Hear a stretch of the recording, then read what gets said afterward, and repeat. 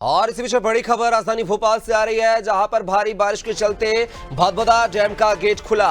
महापौर मालती राय ने बटन दबाकर गेट किया ओपन। भारी बारिश से डैम का जलस्तर बढ़ा।